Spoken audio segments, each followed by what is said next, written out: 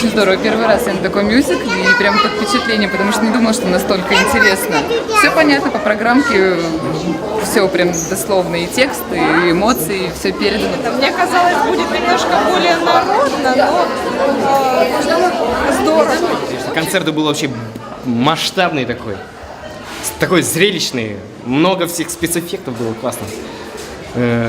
Классно подобраны в главной роли. United Beat, ребята молодцы, конечно, все.